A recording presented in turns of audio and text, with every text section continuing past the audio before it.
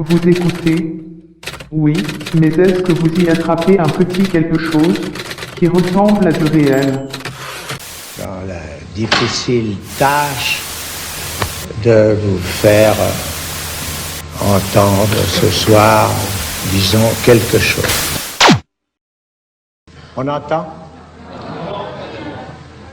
On n'entend pas. Et comme ça, entend-on. Ça va? Lacan, nous et le réel, 9e séance.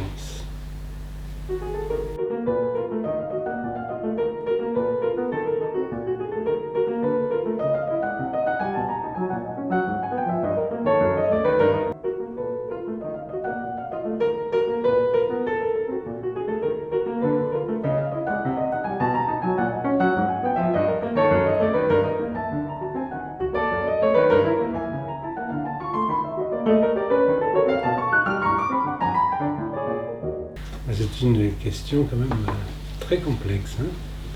Donc pour revenir sur le cas de Žižek, effectivement, je crois que Slavoj Žižek, c'est le lecteur de Lacan le plus précis qui soit.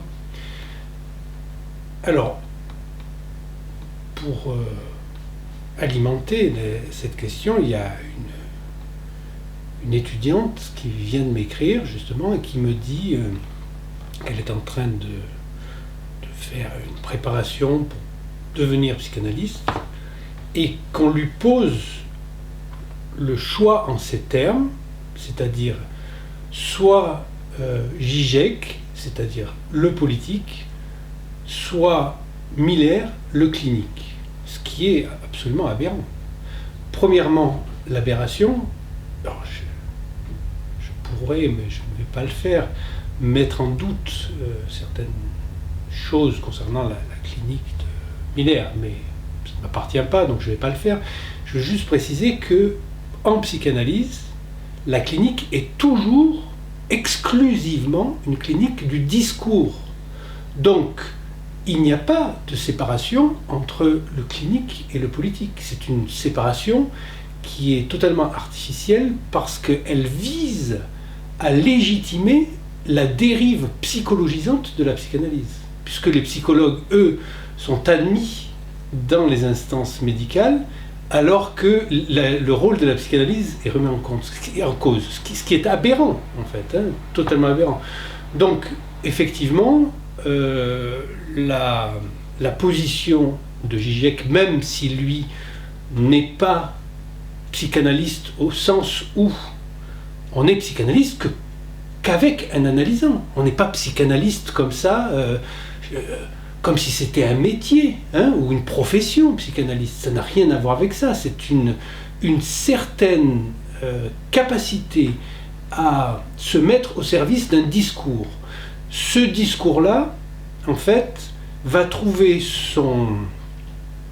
sa résonance concrète et pratique dans le cadre d'une cure analytique, parce que c'est là qu'il a pris sa source.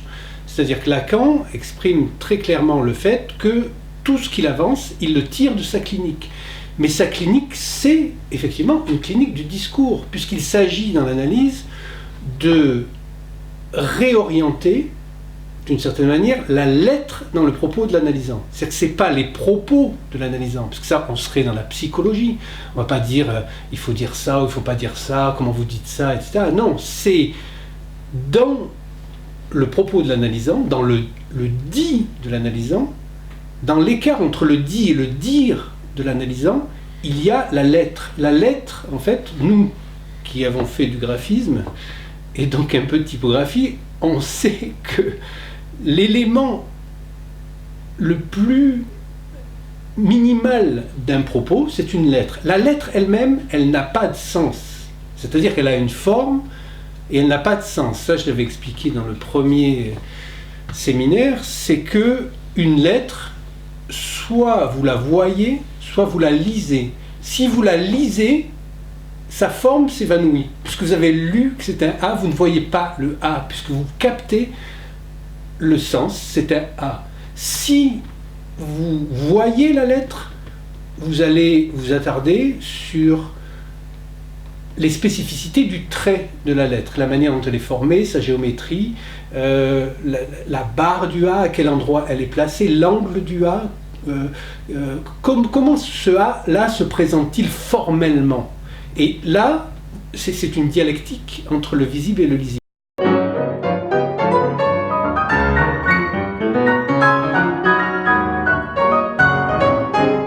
Dans chaque propos, le réel, en fait, c'est ce qui n'a pas de sens, qui n'a pas de signification. Et c'est à partir de là qu'on peut se saisir de la dimension de l'inconscient dans un propos.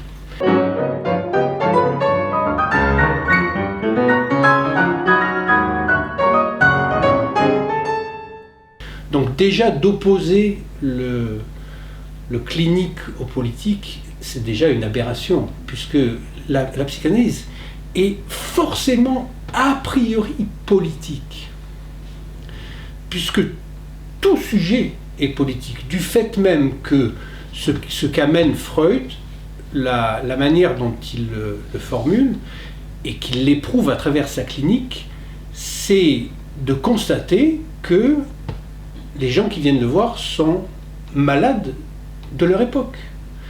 Et aujourd'hui, on voudrait faire croire que le livre Malaise dans la civilisation de Freud serait un livre secondaire, une espèce d'extrapolation philosophico-sociologique.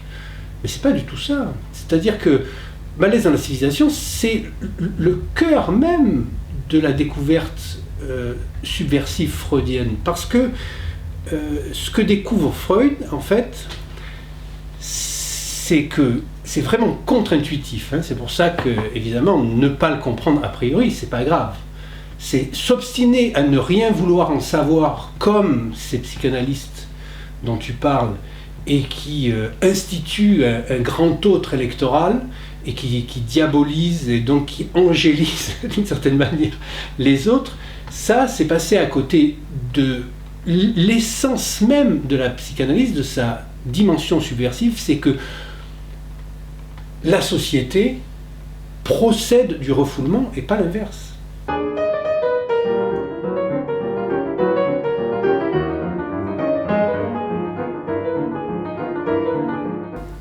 Est-ce que vous comprenez ça, ce que ça veut dire? Ça veut dire que, en fait, ce qui vient devant nous et ce qui se présente à nous comme étant le monde ou la société ne vient là qu'après le refoulement. C'est pas ce qui cause le refoulement, c'est l'effet du refoulement. Donc, d'une certaine manière, le propos freudien est hautement subversif et hautement politique, parce qu'il ne peut pas y avoir il n'y aurait pas de psychanalyse s'il n'y avait pas de symptômes sociaux. Moi, j'admire pas la connerie. Je dirais plus, je me prosterne.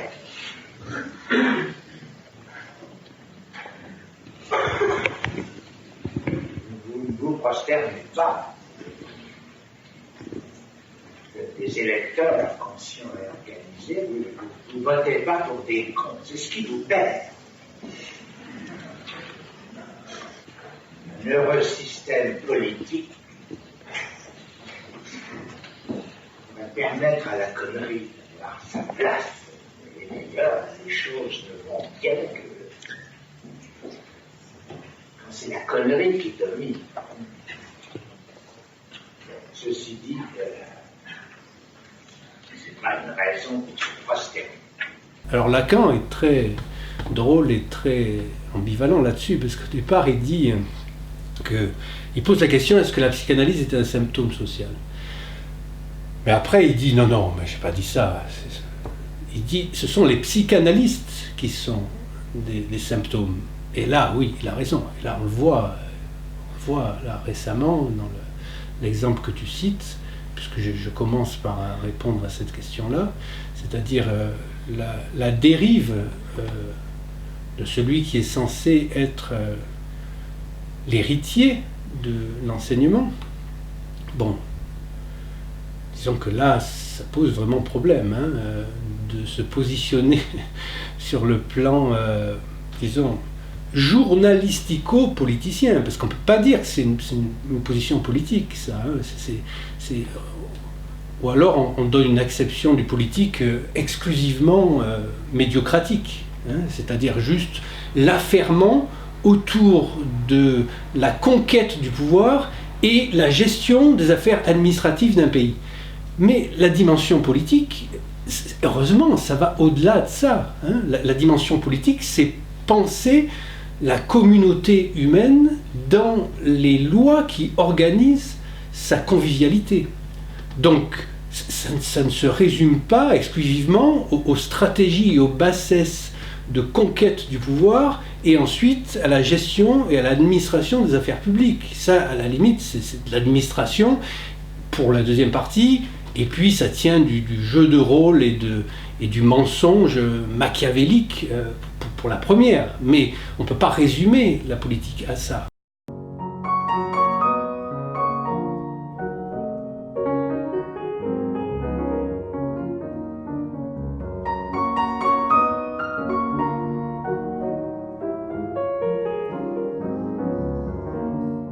Donc la dimension politique du psychanalyse, justement, c'est s'il est vraiment, parce que Lacan le dit quand même, hein, il dit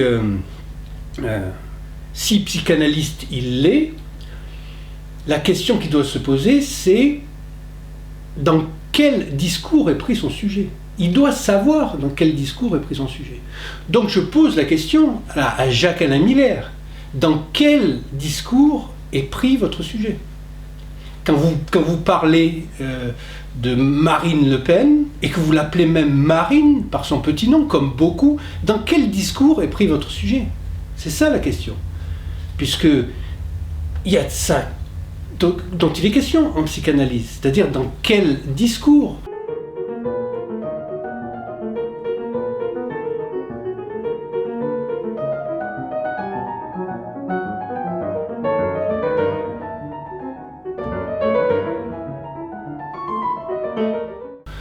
Le discours analytique, en tout cas, c'est celui auquel le psychanalyste souscrit et qu'il essaye de servir le plus possible d'une certaine manière.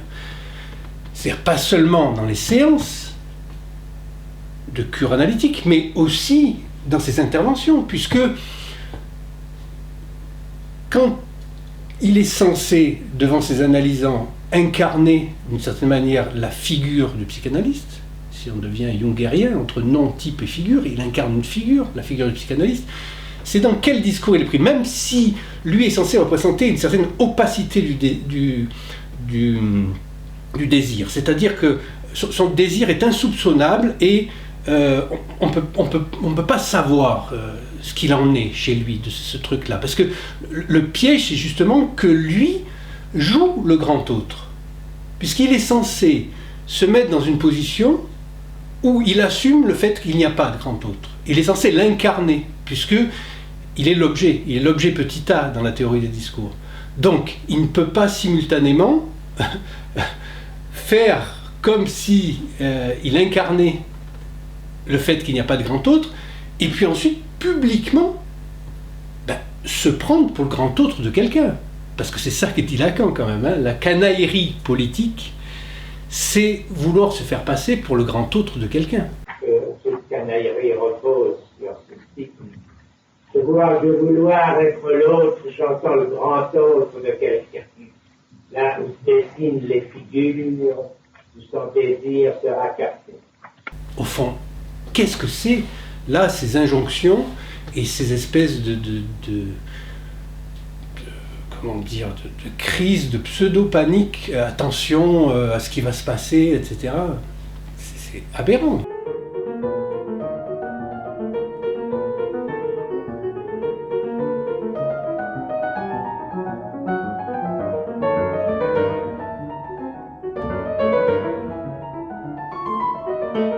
C'est-à-dire que ça montre que là, il n'y a pas de différence entre la réalité et le réel.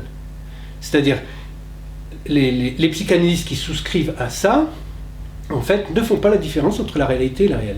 Ils souscrivent à la réalité que l'on est présentée par les informations, par les médias, par tout ce qui leur arrive de tous les canaux, comme étant un réel. Donc, ils s'excluent eux-mêmes, tout en faisant mine d'y participer, puisque c'est eux qui prennent parti et qui se mettent à faire des pétitions. Mais c'est la meilleure manière d'exclure le propre sujet de la possibilité de servir le discours analytique. Donc voilà, sur le plan de la position de Miller, en tout cas, je crois que Lacan le dit aussi, il dit la responsabilité, en fait, en tant que psychanalyste, ce n'est pas juste de répondre à une demande, c'est de répondre d'une position. On répond d'une position, une position dans le discours.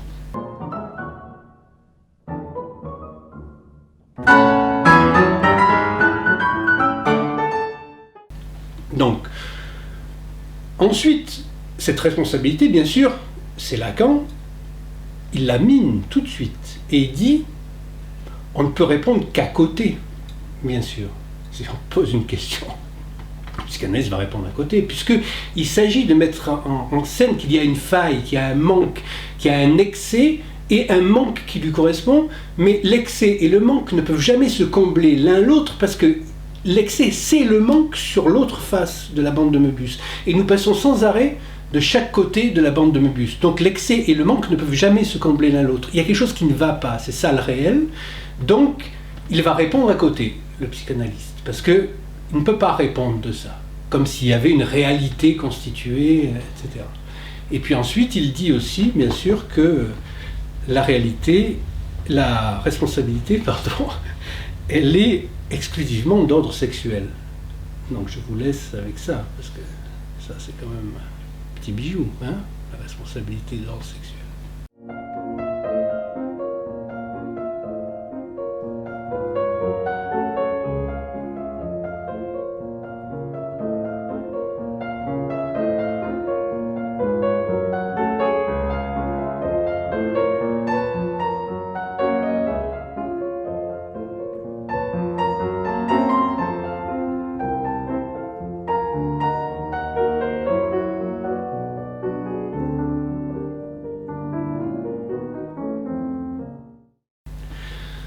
Quant au cas de Žižek, alors je pense que peut-être Žižek paye quelque chose, là, de son engagement, peut-être un peu immodéré, avec ce qui s'appelle la gauche. La gauche, c'est vraiment une abstraction, et une abstraction très récente en plus. Ça n'a pas vraiment de sens, hein, la gauche. Alors, vous savez, moi j'aime bien cette phrase de Godard qui dit « La gauche et la droite ont été inversées, mais pas le haut et le bas ». Donc, en fait, il s'agit de mettre en scène dans un espace de délibération publique, comme une assemblée, deux factions qui s'opposent pour recréer l'idée d'un antagonisme. Mais il y a longtemps que l'antagonisme s'est déplacé ailleurs. Il n'est plus là. Il y a une espèce de canaillerie. Là, maintenant, il n'y a qu'à voir. Quand vous voyez, là, en ce moment, il y a une vidéo qui circule d'une rencontre fortuite entre quelqu'un qui est considéré comme très à gauche et quelqu'un qui est très très à droite.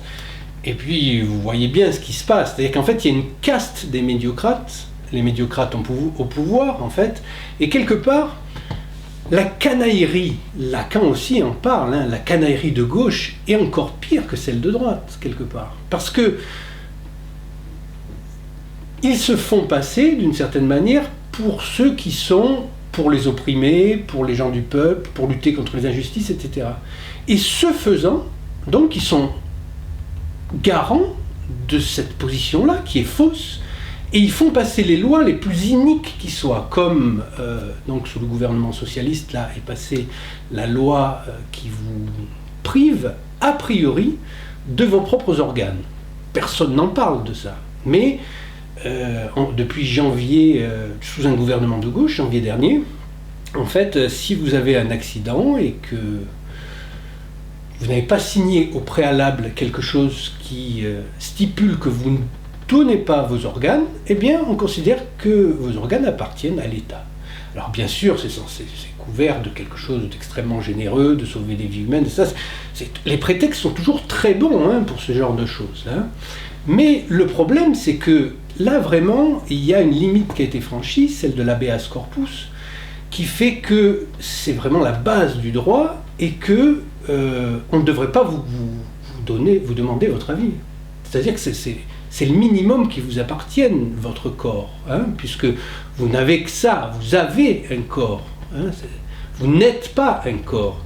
Et là, si j'insiste là-dessus, c'est parce que il n'y a pas plus au service du discours capitaliste que cette mesure-là, où justement le corps arrive comme quelque chose qui peut se négocier en pièces détachées. Donc il y a un lumpen prolétariat, un sous-prolétariat qui vient d'être créé, là, qui est que pour certains, vendre un rein va être une possibilité de subsistance. Parce que derrière ces idées généreuses, il y a toujours un marché. Vous le savez bien, il n'y a plus rien maintenant qui se fait sans marché.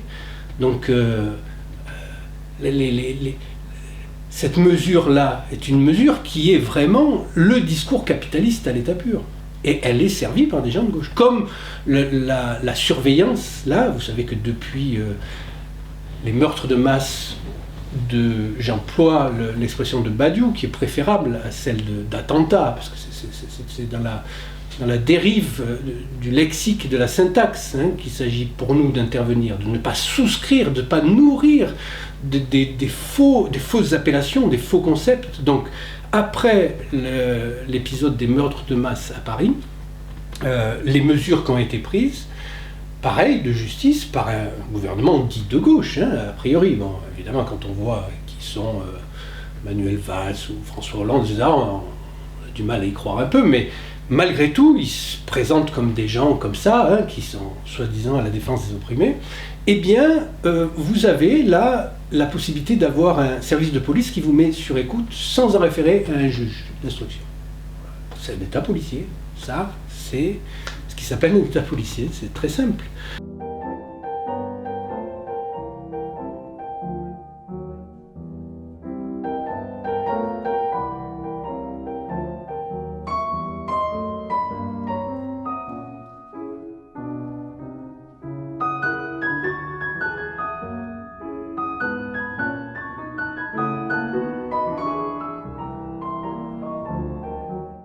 Donc, toutes ces choses-là sont complètement recouvertes par l'espèce de cirque médiatique, là, avec la soi-disant opposition de la gauche et de la droite. Mais ça, c'est vraiment l'opium télévisuel. Il n'y a pas d'opposition. L'opposition passe ailleurs. Ça, c'est la caste des médiocrates qui met en scène un faux antagonisme qui vient recouvrir l'antagonisme. Et peut-être que Zizek, qui pour moi est vraiment un homme d'une grande qualité morale et d'une rigueur dans la lecture de Lacan, notamment, et puis des philosophes, bien sûr, notamment Hegel, parce qu'il le lit très très bien, je ne mets pas en doute du tout sa probité, parce que je sais qu'il est éthiquement impeccable dans ses textes, en tout cas je les connais bien, je peux être sûr de ça. Mais ce que je remarque, c'est que il aurait été un peu trop laxiste de quand même se mettre du côté des leftistes, des gens de gauche, etc., en pensant qu'il pouvait y avoir un renouveau à partir de prises de position qu'ils auraient adoptées dans certains contextes de crise, etc. Et ça, je n'y crois pas. Voilà. Je n'y crois pas parce que je crois plutôt que toute la classe politique, la caste politique devrait être évacuée. C'est-à-dire de gauche et de droite, etc. Tous ceux qui sont rentrés déjà a priori dans un processus de professionnalisation de la politique devraient disparaître.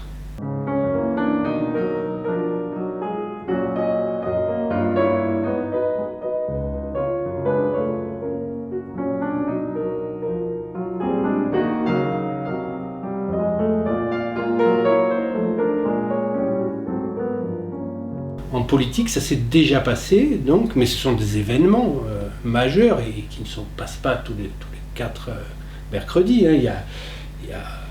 Il y a la possibilité de la démocratie en Grèce antique, donc, qui est survenue comme ça. Et il y a la Révolution française, donc, qui sont 2 événements majeurs de la politique qui ont radicalement changé le paysage politique. Mais ça ne s'est pas changé avec les gens existants, etc. Il a fallu qu'il se passe une sorte de séisme qui a fait que ces choses-là sont arrivées. Évidemment, le séisme grec, il est beaucoup plus ancien, donc plus difficile d'accès, mais il faut savoir que dans la démocratie grecque, il y avait déjà l'identification du fait que la représentation, c'est-à-dire les élus, c'est quelque chose qui est contraire à l'idée de démocratie. Puisque la démocratie, c'est le pouvoir du peuple. Si ce sont des gens qui sont élus, donc la notion d'élection, qui récupèrent eux le pouvoir, c'est plus le peuple qui a le pouvoir, ce sont les élus qui ont le pouvoir. Et ce qui plaît aux élus dans le pouvoir, c'est pas le pouvoir lui-même, c'est les abus de pouvoir. Et donc c'est ce qu'on constate tout le temps. Et dans la Révolution française, alors la phrase clé, elle vient de Saint-Just, c'est-à-dire, en fait, s'il fallait couper la tête du roi, ce n'est pas en jugeant s'il était bon ou mauvais, c'est parce qu'il était roi. Donc en fait, c'est la fonction qu'il fallait éradiquer. Donc ces 2 moments clés nous permettent d'entrevoir une dimension de la politique qui soit justement contraire à l'acception courante de la politique, c'est-à-dire celle qui a été déjà exprimée par Bismarck, donc, qui était de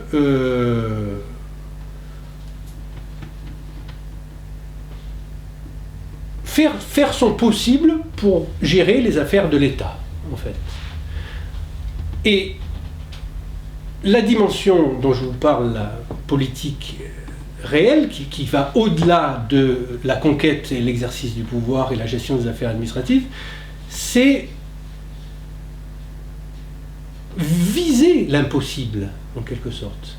Mais attention, viser l'impossible, ce n'est pas comme le slogan de 1968, demander l'impossible. Parce que si on demande l'impossible à quelqu'un, on se met sous la coupe de ce quelqu'un. Donc c'est plus du tout impossible. C'est-à-dire qu'on va élire de nouveaux maîtres. Voilà. Donc ça me permet de revenir sur quand même l'intérêt de la dimension politique de Lacan. C'est-à-dire que quand il a fait sa matrice des 4 discours et qu'en 1972 il a écrit la matrice du discours capitaliste, il le faisait en réponse à 68. Et en 68, bien sûr, il y en a qui ont défié Lacan en disant « les structures ne descendent pas dans la rue ». Ben lui, il a dit « mais oui, regardez, les structures descendent dans la rue. C'est parce qu'il y a ces structures discursives qui se passe ça. » Et en fait, c'est là où il a commencé à fustiger le discours de l'université. Il a dit, c'est normal que ça se passe dans les universités, que ça commence par les universités, parce que, en fait, le discours de l'université n'est qu'une dissimulation, en quelque sorte, du discours du maître. Ça veut dire qu'il n'y a plus de maître. Et pour le dire à la manière de Nietzsche, justement, c'est que ce sont des esclaves qui se font passer pour des maîtres. Voilà.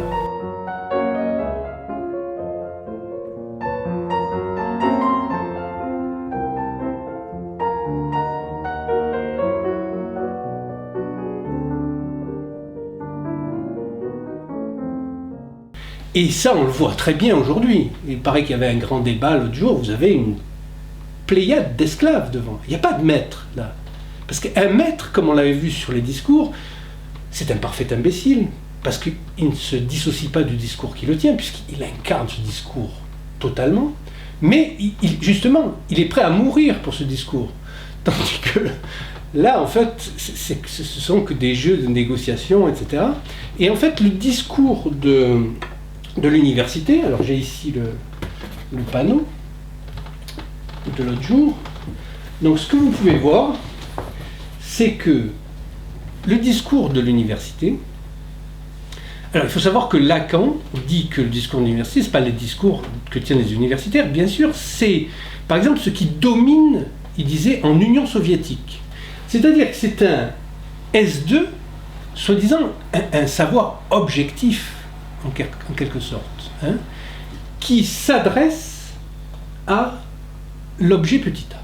Donc vous avez ici, vous vous souvenez, donc la position du semblant, la vérité de ce semblant-là, c'est S1, le signifiant maître qui est caché. Donc ça, vous avez un exemple très simple, c'est les laboratoires médicaux, par exemple. Vous savez que il y a les deux budgets les plus faramineux de toute la gestion des États, c'est le budget militaire et le budget des laboratoires médicaux, c'est-à-dire de toute la recherche scientifique, etc. Et c'est ce qui domine intégralement l'économie des États. Et là, vous avez le véritable signifiant maître dessous, c'est-à-dire ce qui domine et dirige tout ça par en dessous. Alors bien sûr, c'est pas la peine de chercher des gens qui incarnent le complot. Il n'y a pas de complot, ce sont des effets de structure. C'est ça qu'en fait explique Lacan. Et donc, il dit aux militants de 68, vous cherchez de nouveaux maîtres, vous les aurez. Ce qui est vrai. Mais ce sont des maîtres qui n'ont même plus l'étoffe des maîtres d'avant, en quelque sorte. C'est-à-dire qu'ils sont prêts à mourir pour leur maîtrise. Eux, ils sont prêts à toutes les bassesses pour ne pas mourir. C'est pas la même chose. Donc, la psychanalyse, l'éthique de la psychanalyse, elle est profondément politique à l'origine, et puis elle ramène ça donc à une dimension que Zizek a été, je crois, le seul à vraiment exprimer, c'est que pour Hegel, déjà, je l'ai dit plusieurs fois, mais ce ne sont pas vous ou moi qui avons des notions et qui avons un discours. Ce sont les notions elles-mêmes, c'est-à-dire les enchaînements de signifiants, les mots, les idées entre elles, qui se font la guerre, qui se combattent et qui se servent des passions des hommes pour ça. Donc, il remet les choses en ordre, c'est-à-dire qu'au début était le verbe, il le prend au sérieux, c'est-à-dire que ce sont les mots eux-mêmes qui se servent de nous, en quelque sorte. C'est pour ça que la psychanalyse va vous permettre, si vous y arrivez, à torturer les mots plus qu'ils ne vous torturent eux-mêmes.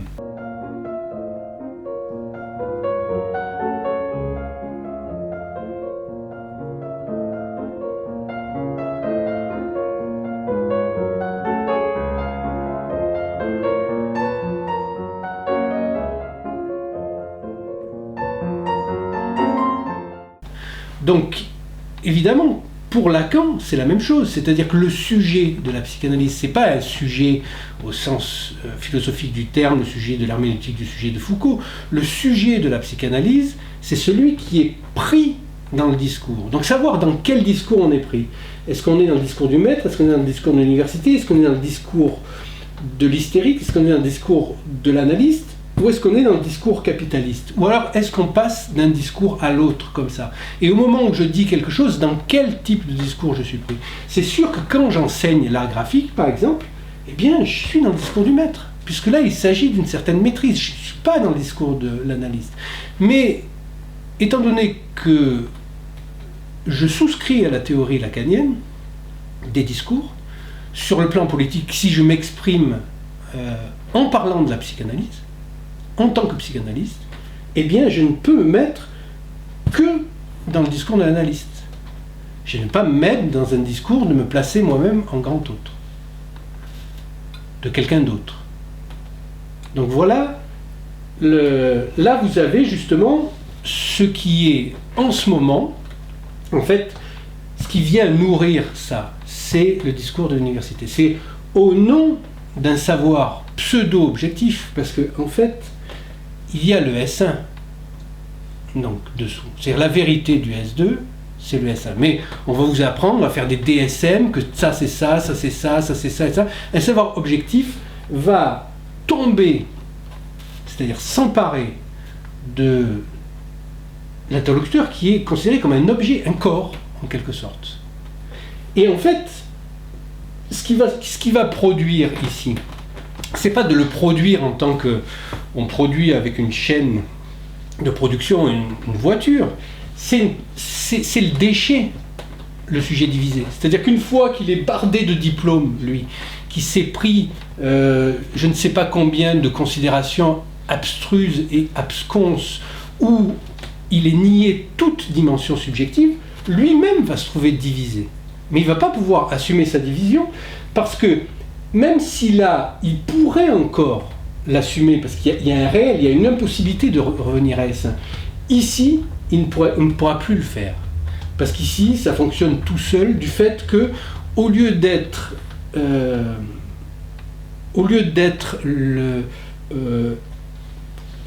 la vérité, le sujet divisé et le S1 et le semblant, c'est l'inverse. C'est-à-dire qu'aujourd'hui, c'est le langage, en fait, tout le monde se croit maître du langage dans le discours capitaliste, et donc se produit soi-même comme un objet. Un objet et donc un déchet aussi. Et je crois que là, Zizek qui connaît ça parfaitement bien, hein, qui est vraiment même d'une très grande pédagogie pour expliquer ça, je trouve que très souvent il a souscrit à des propos de gens soi-disant de gauche, etc. Je pense qu'il est radical, mais là il a justement peut-être manqué un peu de radicalité.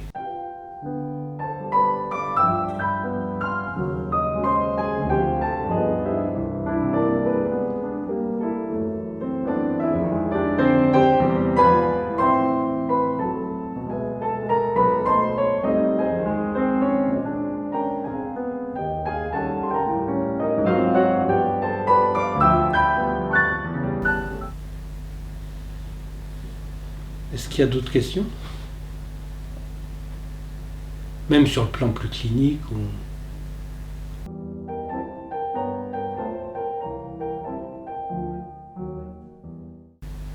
En psychanalyse, le sujet n'est, comme il le met en rupture avec le sujet foucaldien, l'herméneutique du sujet, il n'en parle que par rapport à l'inconscient, donc par rapport à l'Unbewusst. C'est quelque chose de négatif, le sujet. Et il a deux versants, mais il ne dit pas comme ça, mais c'est tout en creux dans Lacan. Donc on peut dire qu'il n'y a pas de théorie du sujet dans la mesure où, par exemple, Badiou a écrit un livre qui s'appelle Théorie du sujet. Et justement, c'est parce qu'il n'est pas dans le sujet de la psychanalyse. Le sujet de la psychanalyse, c'est vraiment le fruit d'une négation, d'une double négation, une négation hegelienne. Donc le sujet, c'est celui qui est... Il est toujours représenté par un signifiant, parce que c'est ça que ça veut dire, le schéma, là. C'est que ce sujet-là, ici, qui est en position de vérité, de la vérité, en fait, il n'apparaît pas. Tout ce qui est sous la barre, là, ça n'apparaît pas. Ça, ce sont les énoncés, et ça, c'est l'énonciation. Donc, ce sujet-là, le sujet de l'inconscient, il est représenté par un signifiant pour un autre signifiant qui ne le représente pas. Voilà. C'est le premier discours, le discours du maître. Il faut bien que ça naisse quelque part. C'est quelqu'un qui s'identifie à ce qu'il dit. Mais c'est un semblant, puisque entre qui je suis et ce que je dis, il y a toujours un écart. Il y a toujours quelque chose qui ne rentre pas là-dedans. Et ce qui ne rentre pas là-dedans, c'est ce qu'on va trouver dans la dernière case, tout ça, essaye d'être toujours recyclé par les autres discours. Et ici, par exemple, le discours universitaire, son propos, c'est vraiment de recycler ça, l'objet petit a. On peut dire qu'il répond, là, au discours du maître, qui dit, voilà, tout tout est pris dans le discours, sauf quelque chose qui n'y rentre pas. Ben ouais, ton corps, il n'y rentre pas dans le discours. Donc, il y a quelque chose qui chute du discours, il y a une perte, il y a un résidu, il y a un reste. Là, le savoir dit, attends, moi, ce reste-là, tu vas voir, je vais m'en occuper. Et donc, il va le traiter sous toutes les formes. Mais, ce qui va en résulter, ça va être un sujet divisé, puisque c'est impossible qu'il n'y ait pas de reste dans l'opération discursive, puisque la vérité va toujours se dédoubler entre un semblant et une jouissance. Mais il reste quelque chose qui ne rentre ni dans l'un ni dans l'autre, puisque nous sommes nous-mêmes, nous appartenons à deux mondes en quelque sorte, au monde matériel, biologique, on peut dire, et au monde langagier, discursif, structurel. Ces deux mondes-là sont interpénétrés, mais ne se mélangent pas.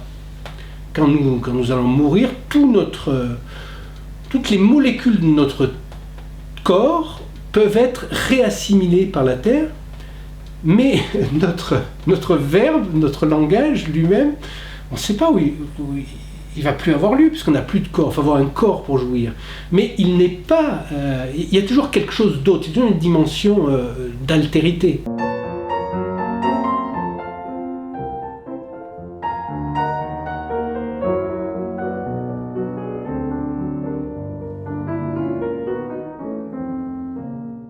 Voilà. Et le traitement, là, ici, ce qui est drôle, c'est que le traitement, pour faire disparaître ça, en fait, l'excès de la jouissance, va transformer le monde dans lequel on est dans un paradoxe absolument stupéfiant, puisque, soi-disant, vous pouvez jouir de tout, puisque la science s'occupe de tout. Donc, on va vous dire, mais attention, dans des proportions précises. C'est-à-dire qu'il ne faut pas dépasser. Hein. Donc, pour plus de sécurité, on va enlever les trucs qui font mal. On va enlever le café du café, la nicotine du tabac, l'alcool de la bière, l'amitié de Facebook. Comme ça, vous pouvez avoir des amis sans amitié, boire de la bière sans alcool, bientôt la verveine dévervénéisée. Hein, voilà. Et donc ça, c'est le paradoxe, c'est que plus nous sommes encouragés à jouir, plus il y a d'interdictions. C'est-à-dire que là, maintenant, j'ai vu, dernière interdiction, en cours, je le craignais depuis longtemps, impossible de faire du ski hors piste. Danger d'avalanche. Donc il va y avoir une interdiction, c'est-à-dire que si tu es pris sur le truc hors piste, hop, les hélicoptères, ils peuvent venir te choper, là, et faire une avalanche. Ils viennent te prendre, voilà, c'est ça l'absurdité, c'est ça. On est dans Kafka à fond, quoi. C'est vraiment magnifique. C'est une expérience, le monde d'aujourd'hui est une expérience extraordinaire, paradoxale. La psychanalyse permet d'avoir justement cette approche-là, qui est une approche des discours, ce qui veut dire que c'est là que ça se joue. Il n'y a pas de réalité, ou il n'y a pas de chose qui se passe sans un discours qui le soutient. C'est ça qu'il faut comprendre. Il y a toujours des mots, une structure discursive, qui est à la base, le fondement de quelque chose qui va se passer. Sauf bien sûr dans l'irruption du réel. Parce que là, le réel vient créer une brèche et vient faire exploser la trame discursive sur laquelle les choses reposaient.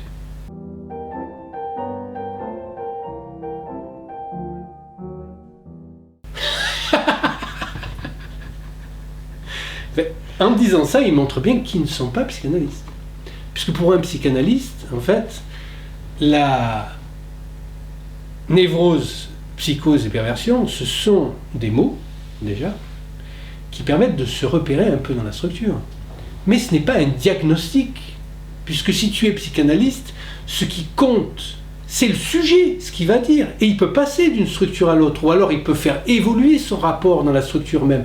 Mais ça compte pas pour toi, ça. Donc de parler de Joyce psychotique ou pas psychotique, c'est vraiment un truc d'universitaire. Ça n'a strictement aucun intérêt. Alors là, oui, pour revenir, ça me fait penser à un truc universitaire. Zizek dit un truc très très drôle que j'adore. Il dit, pour rappeler, parce que je ne sais pas si j'en ai parlé la dernière fois, mais chaque discours a sa propre éthique. Ça veut dire qu'il n'y en a pas un qui est supérieur à l'autre, mais qu'il faut être dans l'éthique de ce discours-là. C'est une éthique qui est commandée par le jeu des positions. Bon, je ne vais pas refaire le truc, mais vous vous souvenez, il y a un jeu des positions avec un mouvement, et puis on ne peut pas revenir, par exemple, toujours de là à là, de là à là. Il n'y a que dans le discours capitaliste qu'on peut faire ça. Mais sinon, on ne peut pas revenir. Donc, l'éthique du discours universitaire, ça c'est très très drôle, c'est que un universitaire qui fait un rapport comme tu viens d'énoncer, là, qui vient de dire Lacan s'est trompé, Joyce n'est pas psychotique. Alors même s'il se prend pour un psychanalyste, c'est clair que lui c'est un universitaire pour dire une connerie pareille. Donc là, l'éthique universitaire demande à ce que, s'il dit dans la salle, alors qu'est-ce que vous avez pensé de mon intervention, l'éthique du discours universitaire, c'est de dire c'était intéressant.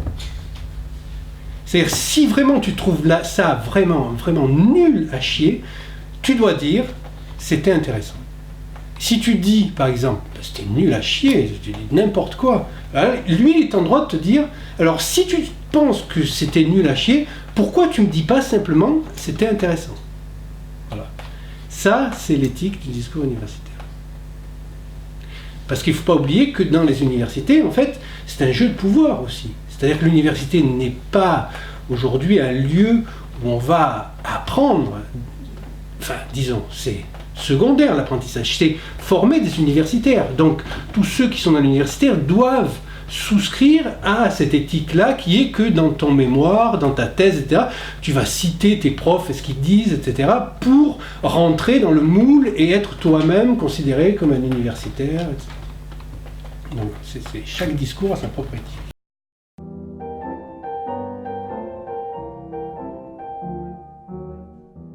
Alors, la différence, on va essayer de la voir ensemble, la différence, tu vois. C'est-à-dire que ce qu'il y a de commun entre le discours de l'université et le discours du capitaliste, c'est que, en position de vérité, tu vas le signifier en maître.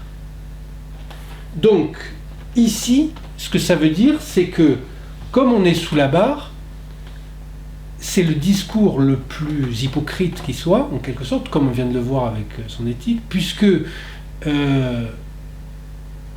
les gens sont censés, en S2, parler au nom d'un savoir, mais sous ce savoir-là, il y a des intérêts.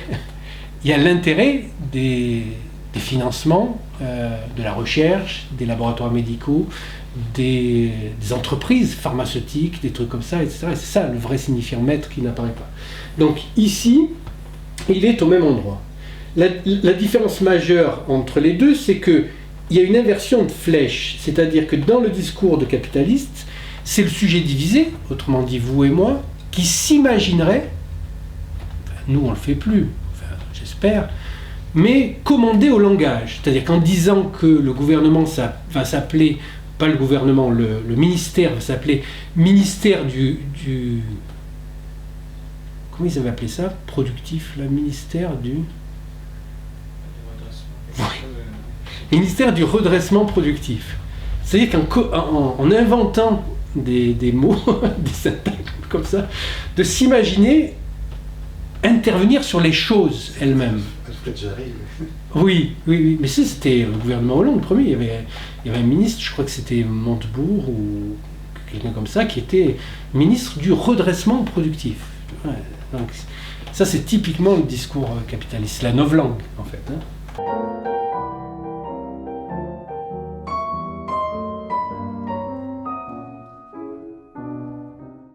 Donc, alors, là, il y a une inversion aussi entre les deux, c'est-à-dire que le A, c'est-à-dire l'objet petit a, le réel en quelque sorte, hein, ce qui reste, et ce qui est traité, tandis que là, en fait, il est évacué, mais il revient sur le sujet, ici, parce que c'est une boucle.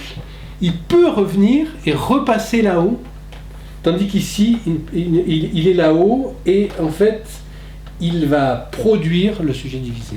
Mais c'est vrai que ce discours-là, c'est celui qui domine en fait largement dans le discours capitaliste, qui est en fait, il y a une copulation entre le discours de l'université et le discours du maître qui donne ça, puisque le maître est caché, mais il y a toujours du maître, il y a toujours des nouveaux maîtres. Mais les nouveaux maîtres, ce sont des esclaves en fait. C'est comme dans les camps de concentration ou dans les prisons. Les pires, c'est pas les gardiens ou c'est ceux qui font partie des prisonniers, mais qui sont hissés à une place hiérarchique au-dessus d'eux pour les maîtriser. C'est les pires, ceux-là, c'est les capots dans les camps de concentration, les trucs comme ça. Donc là, c'est un peu pareil, c'est-à-dire que c'est des esclaves, hein, les hommes politiques actuels, c'est-à-dire que c'est pas des maîtres, mais ils sont en position de maître. C'est pour ça qu'ils sont aussi vils et aussi terribles, hein, aussi consternants aussi. Quand on regarde, moi je regarde pas, mais une émission télévisée, c'est quand même consternant le niveau de bêtises et de fourberie qu'on peut y trouver. C'est quand même impressionnant. Donc la psychanalyse est vraiment quelque chose de subversif. Oui.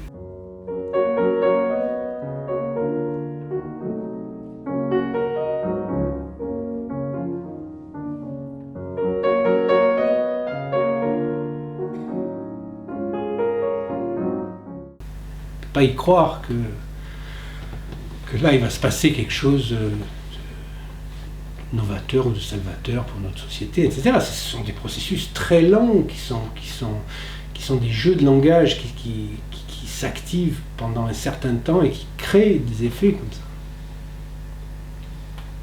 Effectivement, d'ailleurs aujourd'hui, si tu veux, par exemple, dans le rôle des psychologues devient vraiment assez impressionnant, parce qu'on les trouve, les psychologues, comme à un niveau où ils vont intervenir dans les tribunaux, dans les trucs, avec une parole de maître absolue. C'est qu'ils vont décider si telle personne dans un tribunal doit être